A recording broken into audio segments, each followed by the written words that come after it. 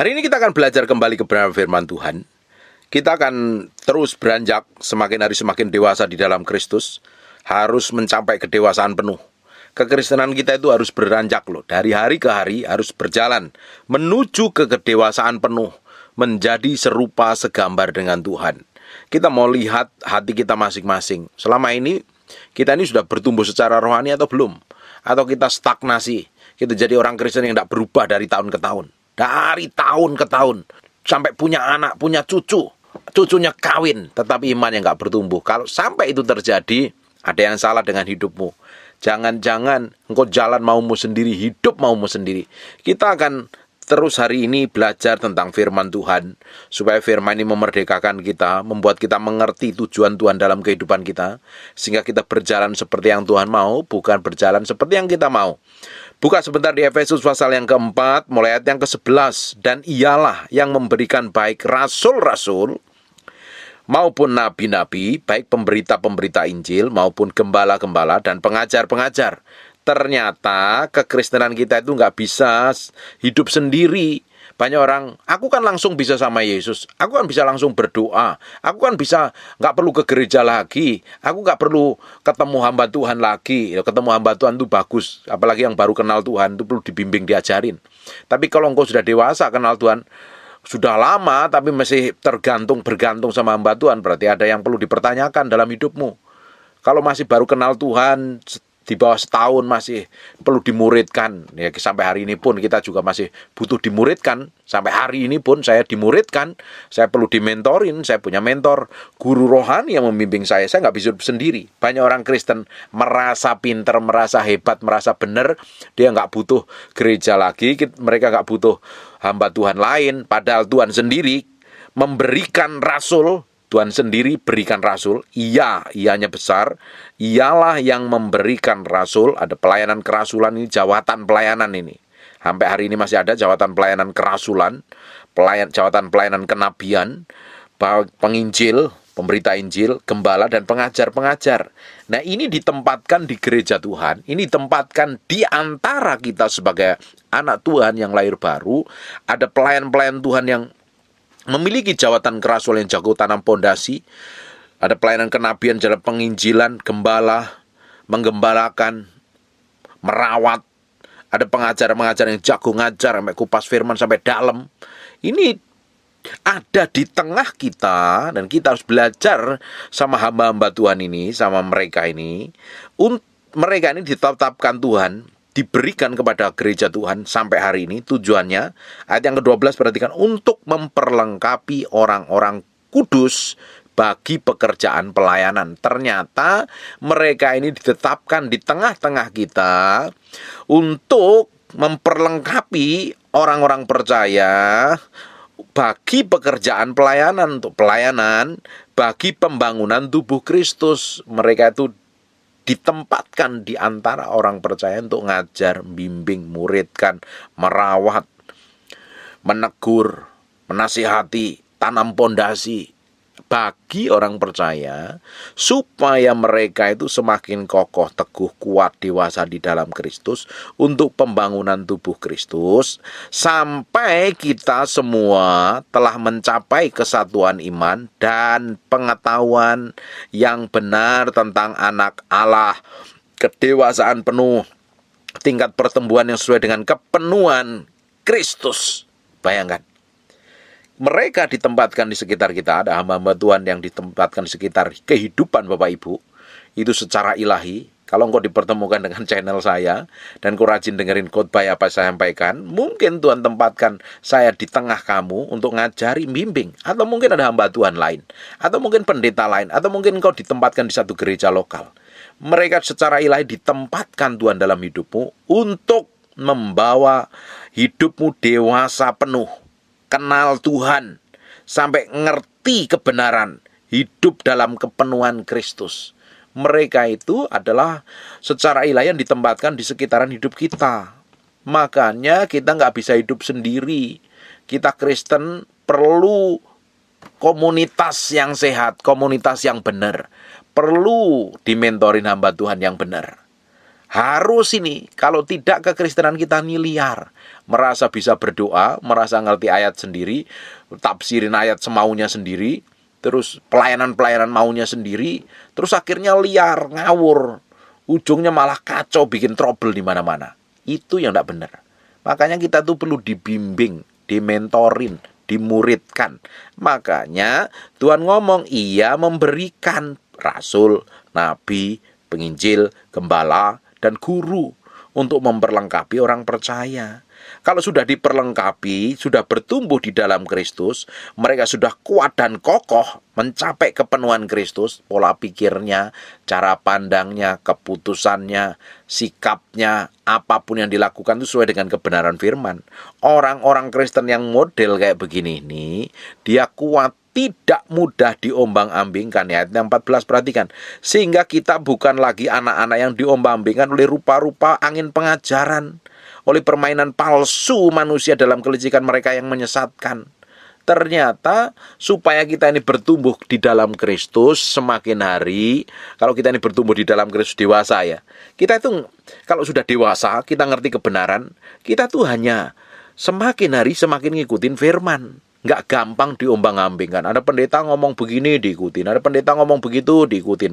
Ada pendeta lu buat begini, bukan nubuat. Kalau nubuat datangnya dari Tuhan, saya percaya dengan nubuatan. Tapi hari ini banyak orang pendeta lu buat-buat, dibuat-buat supaya diperhatikan orang lain, supaya tenar, supaya kelihatan rohani. Nubuatannya nubuatan palsu, dibikinan rekaan manusia sendiri supaya kelihatan rohani, yang tidak usah diikutin. Ternyata nubuatannya bertahun-tahun tidak digenapin, itu yang palsu. Udah begitu, orang Kristen masih banyak yang masih percaya dengan begituan. Kalau engkau dewasa di dalam Kristus, sumbermu, tujuanmu adalah Yesus Kristus, bukan hamba Tuhan. Hamba Tuhan yang dipakai untuk memperlengkapi, mendewasakan tok. Setelah kamu dewasa, kamu bisa jalan sendiri. Kalau kamu masih anak-anak, perlu dibimbing, perlu dinasihatin, perlu dididik, perlu diajar. Tapi kalau kamu sudah bertahun-tahun jadi orang Kristen, sudah bertahun-tahun nih, di atas 3 tahun, ada yang 10 tahun, 15 tahun, masih sibuk dengan nubuatan, ngejar nubuatan. Saya itu sering kali ditanyain, atau di telepon, atau di messenger, atau di apapun juga lah, dihubungin. Pak, ada pesan Tuhan buat saya nggak? Dikirain saya ini dukun atau apa? Ada pesan, apa? Baca Alkitab, wis kelar. Dipikir saya ini bisa nubuatan loh. Saya itu percaya dengan nubuatan. Saya beberapa kali dinubuatin hamba Tuhan kok. Tapi nggak semua hamba Tuhan hari ini murni nubuatannya. Banyak dibuat-buat. Kalau lu buat-buat, termasuk hamba Tuhan yang suka lu buat-buat, dibikin-bikin, seakan dapat mimpi, dapat penglihatan, dapat pernyataan roh, padahal palsu, kamu tuh berurusan dengan Tuhan. Ya, umat Tuhan juga harus dewasa di dalam Kristus supaya nggak mau ditipu. Karena ayat ini ngomongin ayat 14, sehingga kita bukan lagi anak-anak yang diombang-ambingkan oleh rupa-rupa angin pengajaran. Kalau anak-anak gampang diombang-ambingkan, diiming-imingin permen dia ngikut, diiming-imingin makanan diikut, diiming-imingin mainan ikut. Itu anak-anak. Tetapi kalau orang dewasa lain cara pandangnya, tujuannya, maksudnya. Mereka punya cara pandang yang berbeda. Mereka punya analisa yang berbeda. Itu orang Kristen yang sejati. Orang Kristen yang sejati itu bisa membedakan. Oh, ini nggak benar loh. Ini benar. Ini sesuai firman. Ini nggak sesuai firman. Banyak orang hari ini nggak ngerti firman. Banyak orang Kristen nggak ngerti firman. Kalau diajak ngomong firman, bingung. Ya, kalau kamu bingung, nggak ngerti firman, ya hidupmu pasti bingung. Kamu nggak bisa memutuskan sesuai dengan kehendak Tuhan, hidupmu hancur babak belur. Saya sering kali ditanyain, Pak boleh cerai nggak? Pak, kalau udah cerai boleh kawin lagi Pak? Masih seputar itu, sekitaran itu. Saya pikir ini orang pernah baca Alkitab apa enggak? Makanya saya suruh belajar firman, ngerti firman, harus dewasa, harus bertumbuh di dalam Kristus. Saya berdoa untuk setiap orang yang rajin mendengarkan apa yang saya sampaikan di YouTube ya. Engkau harus dewasa, nggak boleh jadi anak-anak lagi. Engkau harus dewasa mengalami kepenuhan Yesus Kristus Tuhan melalui hidupmu. Kalau engkau dewasa, engkau bisa menimbang. Engkau ngerti, ini dari Tuhan, ini dari setan. Ini nubuatan, ini lubuatan. Kita peka sekali. Kita bisa membedakan ini hamba Tuhan yang mata duitan atau ini hamba Tuhan murni. Ini hamba Tuhan yang ngajar benar atau ini ngajar anak ada embel-embel di belakangnya. Kita harus dewasa penuh loh. Kalau kita dewasa, kita kuat di dalam Tuhan, kita sungguh-sungguh memiliki hubungan pergaulan intim dengan Tuhan, hidupmu berkemenangan. Kalau hidupmu berkemenangan, kamu bisa menangin orang lain. Kamu bisa memerdekakan orang lain melalui kuasa Tuhan yang mengalir dalam hidupmu. Tujuan hidupmu kita hari ini adalah menjadi serupa segambar dengan Tuhan. Karaktermu, sikap, dan perbuatanmu. Kalau anak-anak masih gampang diombang-ambingin. Oh, kita datang kok ada ini ibadah pengurapan. Padahal setiap hari kalau kita bergaul dengan Tuhan ada pengurapan mengalir dalam hidupmu. Nggak perlu ditumpangi tangan pendeta. Memang penting. Ditumpangi tangan itu bagus. Tapi urapan itu nggak akan permanen dalam hidupmu. Tapi kalau urapannya urapan palsu, hanya sekedar-sekedar, ya buat apa? Karena sekarang ini banyak hamba Tuhan menarik orang, menarik pengikutnya, menarik penggemarnya, menarik jemaatnya, fokusnya bukan kepada Tuhan, tapi fokusnya pada dirinya sendiri. Makanya seringkali banyak yang ngejar-ngejar nubuatan. Seneng kalau ada hamba Tuhan itu bernubuat. Dengerin baik-baik. Kamu tuh udah ngerti firman loh harusnya. Firman yang ditulis, firman yang keluar dari mulut Tuhan sendiri dalam bentuk Alkitab, itu adalah nubuatan buat hidupmu kok. Ngapain kita mesti dengar perkataan nubuatan, apalagi nubuatannya palsu nyenengin orang. Nggak guna sama sekali. Jangan mau ditipu, jangan terus mau diombang-ambingkan oleh rupa-rupa angin pengajaran. Pengajaran yang aneh-aneh. Kalau pengajaran hamba Tuhan khotbahnya bagus sesuai dengan firman, dengerin, lakuin, hidupin. Tapi kalau ngajar yang aneh-aneh, yang menyimpang, yang gak sesuai dengan firman Tuhan, ya jangan diikutin. Loh Pak, bagaimana membedakannya? Kamu mesti ngerti firman, kamu mesti belajar firman, kamu mesti dewasa di dalam firman. Bagaimana kalau gak ngerti firman? Pendeta ini ngomong sesuai firman apa tidak? Dia kasih saran sesuai firman apa tidak? Ya kalau kita gak ngerti firman, ya kita gak bisa punya patokan. Dasarnya apa? Banyak orang ngikutin perkataannya pendeta tanpa ngecek sesuai dengan firman apa tidak. Banyak orang seneng denger nubuatannya pendeta, tapi nggak ngecek nubuatannya sesuai dengan firman apa tidak. Apapun yang dinubuatkan oleh hamba Tuhan, saya percaya dengan nubuatan, saya nggak menolak nubuatan. Tapi hari ini banyak orang dibuat-buat, bukan berkata-kata seperti apa yang Tuhan mau, tapi berkata-kata seperti yang dia mau. Kita akan lihat ya, ternyata di Perjanjian Lama itu banyak kejadian seperti ini. Kita akan lihat beberapa ayat di Perjanjian Lama. Kita buka sebentar di Yeremia pasal yang ke-5, ayat yang ke-31. Ternyata ada para nabi bernubuat palsu dan para imam mengajar dengan sewenang-wenang. Dan umatku menyukai yang demikian. Tetapi apakah yang akan kamu perbuat apabila datang kesudahannya? Ternyata memang ada hamba Tuhan yang ngomongnya manis, nubuatin yang baik-baik, dapat penglihatan, dapat pernyataan Tuhan. Terus kalau dapat pernyataan Tuhan, dapat penglihatan, terus mengapain? Tuhan ngomong apa? Tuhan mau apa? Apa yang harus kita kerjakan? Banyak orang senang dibuai dengan nubuatan ini dan itu. Tapi nubuatan itu memang ada yang langsung digenapi, tapi ada nubuatan yang ada bagian kita yang harus kita kerjakan. Kita kerjasama dengan Roh Kudus. Kamu nunggu nubuatan terjadi, ternyata palsu. Kecewa sama Tuhan. Ternyata memang banyak di Perjanjian Lama ada nabi yang suka bernubuat palsu, imam yang mengajar dengan semau perutnya sendiri, seenak perutnya sendiri, hanya kepentingan perutnya sendiri. Dan ternyata banyak umat yang menyukai yang demikian. Nah ini kita nggak bisa uji kalau kita nggak ngerti kebenaran firman Tuhan. Makanya dasar dari sebuah nubuatan, dasar dari sebuah penglihatan, itu sesuai dengan firman apa tidak. Tujuannya satu, nama Tuhan dipermuliakan apa tidak, atau hanya untuk menyenangkan.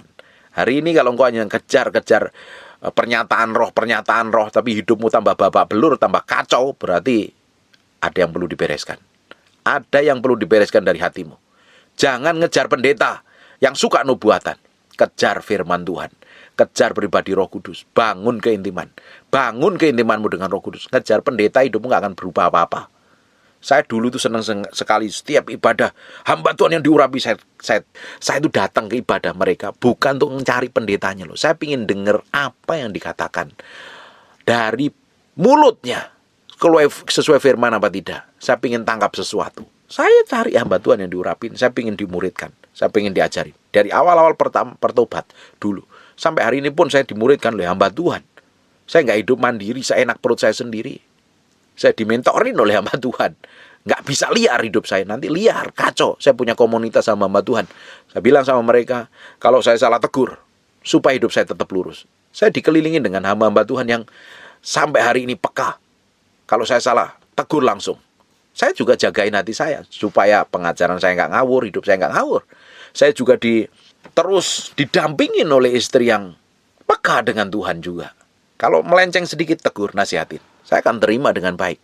Karena saya mesti ngawasi diri saya sendiri. Jangan sampai saya melenceng, ngawur, ngajar sewenang-wenang, semau sendiri. Banyak orang ngajar sewenang-wenang, ternyata tujuannya punya andil di belakangnya, Pak, keuntungan pribadi. Ini kalau kita dewasa, kita bisa membedakan ini. Di Yeremia 5:31, para nabi bernubuat palsu. Ternyata ada nabi yang bernubuat palsu. Imam, gembalanya, pendetanya, ngajar dengan sewenang-wenang. Tujuan untuk kepentingannya sendiri. Ini banyak. Tapi kalau kita menyukai hal seperti ini, tetapi apakah yang akan kamu perbuat apabila kesudahannya datang? Tiba-tiba Tuhan datang, kamu mau ngapain dengan seperti itu? Makanya kita mesti memiliki kemurnian hati. Kita buka segenap di Yeremia 14 ayat yang ke-14. Jawab Tuhan kepadaku, para nabi itu bernubuat palsu demi namaku. Ternyata ada yang bernubuat palsu juga demi namaku. Ini bukan nubuat, ini lubuat. Aku tidak mengutus mereka, tidak memerintahkan mereka, tidak berfirman kepada mereka. Mereka menubuatkan kepadamu penglihatan bohong. Orang kok senangnya dapat penglihatan. Ternyata penglihatannya bohong. Dan senang lagi. Ramalan kosong. Dan tipu rekaan hatinya sendiri. Memang ada hamba Tuhan yang senang kayak begini nih. Tujuannya supaya apa? Biar dapat pengikut banyak. Supaya kelihatan rohani. Supaya merasa dekat dengan Tuhan. Tapi kalau palsu dan bohong, kamu menipu Tuhan, kamu menipu orang lain. Buat apa? Toh kita akan bertanggung jawab di hadapan Tuhan. Jemaat juga harus pinter. Memang ada hamba-hamba Tuhan tertentu yang dikasih karunia nubuatan yang tajam, yang benar-benar dari Tuhan. Ya itu benar adanya. Tapi kita harus bisa membedakan ini yang murni atau ini yang palsu. Kalau ini yang palsu, jangan diikutin. Udah nubuat berkali-kali, ternyata nubuatnya melenceng. Terus ada revisi, ngawur itu namanya. Apalagi hamba Tuhannya fokusnya pada diri sendiri dan uang, itu lebih parah lagi. Jawab Tuhan kepadaku, para nabi itu bernubuat palsu demi namaku. Aku tidak mengutus mereka, tidak memerintahkan mereka, tidak berfirman kepada mereka. Mereka menubuatkan kepadamu penglihatan bohong, ramalan kosong, dan tipu rekaan hatinya sendiri. Pasti ada embel-embel di belakangnya kalau sudah seperti ini. Makanya kita harus bertumbuh terus di dalam Kristus. Memiliki kepekaan dan ketajaman rohani bisa membedakan. Ini yang murni atau ini yang palsu. Yeremia 23:25, aku telah mendengar apa yang dikatakan oleh para nabi yang bernubuat palsu demi namaku dengan mengatakan aku telah bermimpi. Harus dicek. Kalau ada orang bermimpi, aku bermimpi, dicek sesuai firman apa enggak? Di firman apa ada enggak? Mimpi yang aneh-aneh, jangan-jangan kamu ngigau. Jangan-jangan kemarin dapat ditakut-takutin atau melihat kejadian yang aneh-aneh akhirnya ke bawah mimpi, terus dirohanikan. Semua mimpi, penglihatan, nubuatan berdiuji. Ujinya dengan firman Tuhan. Kita nggak bisa nguji dengan firman kalau kita nggak ngerti firman. Makanya kita harus dewasa di dalam firman. Yeremia 23:26 ini saya bacakan di Perjanjian Lama, ternyata banyak nabi-nabi palsu loh. Sampai bila mana hal itu ada dalam hati para nabi yang bernubuat palsu, yang menubuatkan tipu rekaan hatinya. Yeremia 27:15, sebab aku tidak mengutus mereka, demikian firman Tuhan, tetapi mereka bernubuat palsu demi namaku. Hari ini juga orang bisa bernubuat demi nama Yesus, sehingga kamu dicerai-beraikan. Buat apa? Dan menjadi binasa bersama-sama dengan nabi-nabi yang bernubuat padamu. Yeremia 29:9, sebab mereka bernubuat palsu kepadamu demi namaku, aku tidak mengutus mereka, demikianlah firman Tuhan. Di dalam Perjanjian Lama ternyata banyak sekali yang bernubuat palsu biar dilihat orang, biar dipuji orang, biar diakui orang. Bahkan Biliam pun dia nabi beneran, dia nubuatannya tajam, tapi karena hatinya melintir dengan uang, hatinya berbelok dengan uang, dia suruh bernubuat untuk ngutukin bangsa Israel, tetap masing-masing ngotot loh. Puji Tuhannya lidahnya dibelokkan. Akhirnya dia memberikan nasihat yang jahat, hancur bangsa Israel berurusan dengan Tuhan. Hari ini kita mesti belajar peka, membedakan mana yang dari Tuhan dan tidak. Bapak Ibu harus dewasa, ngerti firman. Engkau tidak akan bisa membedakan mana yang palsu dan yang asli kalau engkau nggak ngerti firman, nggak bergaul dengan firman, nggak memiliki hubungan kedekatan dengan Tuhan, kok memiliki hubungan dengan Roh Kudus secara pribadi. Kalau engkau hanya ngejar-ngejar penglihatan, pernyataan roh, mimpi, nubuatan yang bukan dari Tuhan, Kristenmu Kristen daging. Hanya ngejar tanda-tanda rohani. Dengerin baik-baik ya. Bangsa Israel tuh tiap hari melihat tanda rohani, melihat mujizat, melihat penyertaan Tuhan, melihat tanda-tanda yang ajaib, yang luar biasa. Tetapi bangsa Israel tidak masuk tanah perjanjian loh. Kau ngejar perkara rohani tapi hidupmu ngawur, hatimu busuk, kamu jahat dengan Tuhan, gak memiliki hubungan pribadi dengan Tuhan. Ujungnya bisa binasa loh. Saya baru ngerti Matius itu. Bukan orang yang berseruku Tuhan, aku udah bikin ini, bikin itu. Ternyata Tuhan gak kenal. Kita yang terpenting adalah kita memiliki hubungan kedekatan dengan Tuhan, hubungan bergaulan intim dengan Roh Kudus setiap hari. Kita kembali ke Efesus pasal yang keempat. Kita lihat di ayat 14. Sehingga kita bukan lagi anak-anak yang diombang-ambingkan oleh rupa-rupa angin pengajaran, oleh permainan palsu manusia dalam kelicikan mereka yang menyesatkan. Memang hati manusia yang jahat, yang munafik, yang punya kerinduan dan motivasi jahat itu licik. Dia bisa ngomong firman, dia bisa ngomong atas nama Tuhan, ternyata menipu diri, ternyata membuat tipu daya hanya untuk kepentingannya sendiri. Hanya untuk kepentingannya sendiri. Itu yang lebih mengerikan. Ternyata banyak orang yang hati nuraninya tidak murni. Kita mesti lihat dari buahnya. Kita mesti lihat dari kelakuannya. Jangan sampai engkau ditipu oleh hamba Tuhan yang palsu, yang menyesatkan. Ngomong perkara rohani hidupnya kacau dan berantakan. Tidak usah diikutin. Kita mesti belajar. Fokus kita hari ini sama Tuhan. Jangan fokusmu sama hamba Tuhan. Memang kita perlu dimentorin. Memang kita nggak bisa hidup sendiri. Kita perlu komunitas secara rohani. Yang menaungin, yang membimbing, yang ngajari, yang negur. Tapi hidupmu kalau sudah dewasa jangan bergantung dengan hamba Tuhan.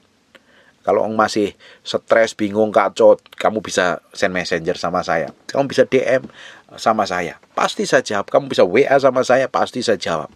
Kalau masih bayi rohani. Tapi kalau kamu udah bertahun-tahun ikut Tuhan, bahkan tua di gereja, makan di gereja, hidup di gereja, tapi nggak dewasa rohani, kekanak-kanakan, hidupnya penuh kepalsuan, hidup munafik, jahat, rajin ke gereja, kelakuannya busuk, hidupnya najis, perlu bertobat.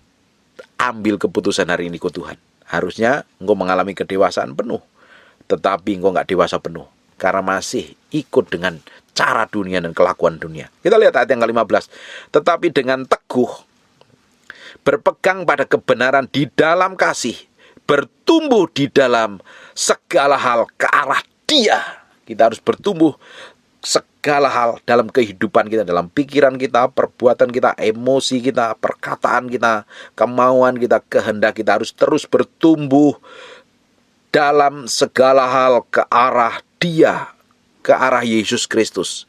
Emosimu semakin hari semakin ke arah Yesus Kristus. Perkataanmu semakin hari semakin ke arah Yesus Kristus. Tindakanmu, keputusanmu, apapun yang kamu lakukan, apapun yang kamu semakin hari semakin ke arah Yesus Kristus. Disempurnakan menjadi serupa, segambar dengan Tuhan. Orang-orang model kayak begini ya, dia akan respect dan hormat. Dia percaya dalam hidupnya bahwa Tuhan sebagai pemerintah, yang berkuasa, yang menjadi kepala, yang mengontrol dan mengendalikan. Tetapi kalau ngikutin maunya sendiri, jalannya sendiri, egonya sendiri, gampang disesatkan. Sudah nggak ngerti firman, hidupnya kacau, hidupnya berantakan, hanya ngejar-ngejar pendeta, pengen dibuatin, pengen didoain. Dia sendiri nggak memiliki hubungan pribadi dengan Tuhan, hidupnya berantakan. Bagaimana mungkin hidupnya ngalami kemenangan? Saya berdoa, yang hari ini dengerin apa yang saya sampaikan ini, hidupmu semakin hari semakin dewasa di dalam Kristus. Ayat yang ke-16, daripadanya lah seluruh tubuh yang rapi tersusun diikat menjadi satu oleh pelayanan semua bagiannya, sesuai dengan kadar pekerjaan tiap-tiap anggota, menerima pertumbuhannya dan membangun dirinya di dalam kasih. Kita terus bertumbuh ke arah Yesus Kristus semakin dewasa, dan kita semakin bertumbuh ke arah Tuhan. Dan caranya ada lagi. Perhatikan ayat yang ke-17. Sebab itu kukatakan dan kutegaskan ini kepadamu di dalam Tuhan. Jangan hidup lagi sama seperti orang-orang yang tidak mengenal Allah dalam pikirannya yang sia-sia dan pengertiannya yang gelap, jauh dari hidup persekutuan dengan Allah, karena kebodohan yang ada dalam diri mereka, karena kedegilan hati mereka. Hari ini kau dengar firman ini, ambil keputusanmu untuk cari Tuhan, kejar Tuhan, hidup sebagai orang yang mengenal Tuhan, mengenal kebenaran, yang tidak dikendalikan oleh pikiran yang ngawur dan sembarangan. Kita semakin dewasa di dalam Tuhan, kita semakin peka, kita semakin bisa membedakan mana yang dari Tuhan, mana yang bukan dari Tuhan, mana yang sesuai dengan firman dan mana yang tidak. Tapi kalau kita ini nggak ngerti apa-apa, baca firman males, dengerin khotbah males, ibadah males, kamu malah mudah disesatkan, mudah dijebak oleh tipu daya setan. Tapi kalau kita ini hidup benar, hidup kita semakin berjalan memiliki persekutuan intim dengan Tuhan, hatimu diubahkan. Tapi kalau engkau nggak memiliki hubungan pribadi dengan Tuhan, hatimu degil, menangnya sendiri, benernya sendiri, cara pandangmu yang pernah kamu dapatkan dari masa lalumu kamu anggap benar, dan ujungnya malah menyesatkan dan menghancurkan. Berapa banyak orang ambil keputusan yang salah karena nggak ngerti kebenaran. Akhirnya apa dampaknya? Keluarganya hancur, bisnisnya hancur, hidupnya berantakan, hidupnya kacau. Banyak sekali menghadapi macam-macam kekacauan dalam hidupnya karena nggak ngerti kebenaran. Hari ini kita ngerti kebenaran. Semua tindakan kita, semua sikap kita ini harus dasarnya firman. Kalau firman nggak boleh, jangan lakukan. Itu sesimpel itu. Amin. Ayat 19, perasaan mereka telah tumpul sehingga mereka menyerahkan diri kepada hawa nafsu dan mengerjakan dengan serakah dalam segala macam kecemaran. Ini orang-orang yang sudah tidak punya hati nurani lagi. Kenapa nggak punya hati nurani? Nggak memiliki hubungan pribadi dengan Tuhan. Kita ini ya, kalau melakukan dosa tidak cepat bertobat, lama-lama hati nuranimu itu tumpul. Melakukan dosa sebagai hal yang biasa. Tapi kalau kita ini setiap hari bergaul dengan Tuhan, memiliki hubungan pribadi dengan Tuhan, saya sudah sering sebut, seperti saya sering ngomong kayak ini. Kalau kita bikin dosa, ada rasa tertemplak, ada rasa tertuduh, ada rasa nggak enak, ada rasanya nggak nyaman. Karena hati nuranimu masih berbicara. Tapi kalau engkau nggak respon, nggak cepat bertobat balik sama Tuhan, engkau bikin dosa, bikin pelanggaran, bikin kesalahan, kamu cuek saja. Kamu anggap yang kamu lakukan benar. Ternyata semakin jauh dengan Tuhan. Kalau kita seperti itu, tambah hari kita akan menyerahkan diri kita ini kepada hawa nafsu, dan ujungnya kita menjadi orang yang serakah dan hidup di dalam kecemaran. Kalau kita nggak memiliki hati nurani, orang-orang yang nggak memiliki hati nurani, mereka bisa jahatnya bukan main. Mereka bisa benci, dia bisa dendam, dia bisa melakukan hal kejahatan di luar nalar, di luar batas. Karena apa? Hati nuraninya sudah tumpul. Hati nurani ini tempat tinggalnya Tuhan. Hatimu itu tempat tinggalnya Tuhan. Hati nurani itu seringkali berbicara dengan Roh Kudus. Ini lo salah, ini lo benar. Hati nurani itu seringkali berkomunikasi dengan Roh Kudus. Tapi kalau hati nurani seseorang itu tumpul, kenapa kok bisa tumpul? Karena nggak memiliki kepekaan dengan Tuhan. Kenapa kok memiliki kepekaan dengan Tuhan? Karena nggak memiliki hubungan pribadi dengan Tuhan. Kalau kita nggak memiliki hubungan pribadi dengan Tuhan, kita nggak bergaul dengan Tuhan, kita bikin dosa, bikin pelanggaran, akhirnya Roh Kudus nggak berbicara lagi dengan hati nuranimu, udah tumpul. Akhirnya kamu serahkan kepada hawa nafsu, ujungnya kamu menjadi orang yang tamak dan serakah, dan hidup di dalam kecemaran. Makanya kita harus kenal, kita harus berbagi, kita harus ubah pola pikir, cara pandang kita ini sesuai dengan firman. Bertumbuh terus di dalam Kristus. Kalau kita ini bertumbuh di dalam Kristus, kita dewasa secara rohani, bisa membedakan ini yang sesuai firman dan ini yang tidak. Kita bisa membedakan antara tangan kanan dan tangan kiri. Kalau sampai sudah dewasa, nggak bisa membedakan tangan kanan dan tangan kiri, artinya kamu menjadi orang yang bebal. Harusnya hidup kita mengikuti seperti yang Tuhan mau. Ayat 20, tetapi kamu bukan demikian. Kamu telah belajar mendengar tentang Dia, menerima pengajaran di dalam Dia, menurut kebenaran yang nyata dalam Yesus, yaitu bahwa kamu berhubung dengan kehidupan kamu yang dahulu harus menanggalkan manusia yang lama yang menemui kebinasan dan menyesatkan. Kita harus meninggalkan manusia lama kita. Kita pakai manusia baru yang diubahkan menjadi serupa segambar dengan Tuhan. Kalau kita setiap hari Mengenakan manusia baru, kita akan diperbaharui di dalam roh dan pikiran kita. Kita mengenakan manusia baru yang diciptakan menurut kehendak Allah dalam kebenaran dan kekudusan yang sesungguhnya. Semakin hari hidupmu semakin berkenan di hadapan Tuhan. Semakin dewasa, semakin ngerti Tuhan, semakin ngalami Tuhan, semakin berjalan dalam ketepatan ilahi. Bukan menjadi orang Kristen yang babak belur. Ada pendeta yang jago nubuatan sana dikejar. Oh, dia punya karunia ini dikejar. Kalau kamu kejar Tuhan, kamu sendiri bisa ngerti apa yang Tuhan maksud dalam hidupmu. Bahkan kamu bisa melihat masa depanmu bersama Tuhan menjadi seperti apa. Kamu gak perlu dinubuatin oleh orang lain. Kalau engkau dewasa di dalam Kristus, engkau tahu bisa membedakan mana yang dari Tuhan dan mana yang tidak. Bahkan hidupmu akan dipakai, bahkan memiliki karunia-karunia yang lebih dahsyat lagi. Kamu bisa tumpang tangan orang sakit sembuh. Kamu bukan cari pendeta yang suka tumpang tangan. Kamu bisa mendengar suara Tuhan sendiri. Kamu gak perlu dengar suara Tuhan dari hamba Tuhan. Kalau dewasa di dalam Kristus. Memang kita sampai hari ini harus belajar. Terus belajar. Kalau nggak ngerti ya belajar banyak sama hamba Tuhan. Hamba Tuhan yang benar. Jangan sama hamba Tuhan yang mata duitan. Buat apa? Jauhin. Kalau hamba Tuhan-Tuhannya mau duitmu, kamu tahu hamba Tuhan yang mata duitan dan tidak, tinggalin. Masih banyak hamba Tuhan yang murni. Di Jakarta ini banyak hamba Tuhan yang murni. Di Indonesia ini hamba Tuhan yang murni, nggak mata duitan, tentu banyak sekali. Belajar sama mereka. Pengkhotbah bagus tuh di YouTube tuh banyak banget. Dan mereka diurapin Tuhan. Belajar sama mereka. Bertumbuh terus. Semakin hari, semakin kita diperlengkapi, semakin dewasa di dalam Tuhan, semakin hidup kita diubahkan menjadi serupa segambar dengan Tuhan. Hidup kita mempermuliakan namanya. Hidup kita menjadi berkat bagi banyak orang. Amin. Dewasa di dalam Tuhan. Jangan ngejar nubuatan palsu. Nubuat yang digadang-gadang, yang direka-reka. Supaya hamba Tuhan yang nubuat itu dihormatin, dihargai, dan kelihatan rohani. Padahal palsu, tidak ada gunanya.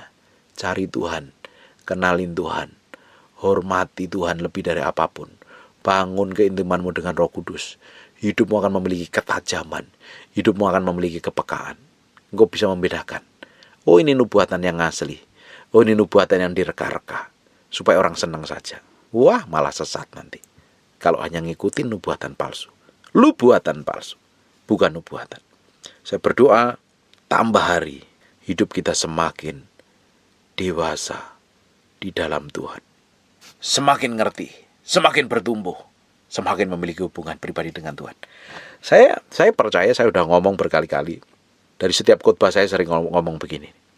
Orang kalau kenal Tuhan, orang semakin dewasa di dalam Tuhan, dia bisa mengendalikan dirinya dengan baik. Semakin dewasa di dalam Tuhan, semakin tenang, semakin bertindak hati-hati, semakin mikirin perasaan Tuhan, semakin mikirin perasaan orang di sekitarnya. Dia gak mau jadi batu sandungan. Dan semakin orang dewasa di dalam Kristus, semakin mengasihi pasangannya, semakin setia. Otomatis berkat itu ngikutin. Kalau hari ini masih babak belur, masih kacau, masih belum hidup seperti yang Tuhan mau, ambil keputusan untuk bertobat, balik sama Tuhan, ikutin apa yang Tuhan mau, jalan seperti yang Tuhan mau. Jangan menjadi orang Kristen yang sontoloyo. Seneng dengar pendeta khotbah. Seneng ngejar nubuatan. Seneng melihat penglihatan. Dapat penglihatan. Dilihat orang oleh pendoa yang lain. Dan sebagainya. Tapi hidupnya tambah kacau dan berantakan.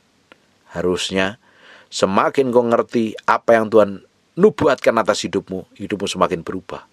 Semakin cinta Tuhan. Semakin memiliki hubungan pribadi dengan Tuhan. Karaktermu berubah. Semakin diubahkan menjadi serupa segambar dengan Tuhan. Amin. Apa yang saya sampaikan hari ini, saya berdoa bisa menjadi berkat dan mengubahkan hidupmu semakin menjadi serupa segambar dengan Tuhan. Dan nama Tuhan akan dipermuliakan melalui hidupmu. Hidupmu akan dipakai Tuhan secara ajaib dan luar biasa. Amin. Tutup matamu, tutup Alkitabmu, kita berdoa. Bapa, terima kasih buat anugerah-Mu. Buat firman-Mu kami meteraikan dengan darah anak domba Allah. Terpah dalam loh batin kami, taruh kepekaan kami yang tajam terus dewasa di dalam Kristus, bertumbuh ke arah Yesus Kristus. Pikiran, perkataan, perbuatan kami semakin menyerupai Yesus Kristus Tuhan. Tuhan, berkati setiap orang yang mendengar firman yang Hamba-Mu sampaikan. Meteraikan dalam hati mereka mengalami pertumbuhan secara rohani, hidup diubahkan menjadi serupa segambar dengan Tuhan. Terima kasih Tuhan, kami mau menjadi anak yang tidak mau diombang-ambingkan, jalan bersama Tuhan, menggenapi visi Tuhan sampai garis akhir. Terima kasih Tuhan. Mau berdoa untuk orang yang sakit dan mengalami kelemahan tubuh oleh bilur Yesus, oleh darah Yesus, jadilah engkau sembuh, jadilah engkau sehat, jadilah engkau tahir. Dalam nama Yesus kami berdoa mengucap syukur, haleluya, amin. And God bless you.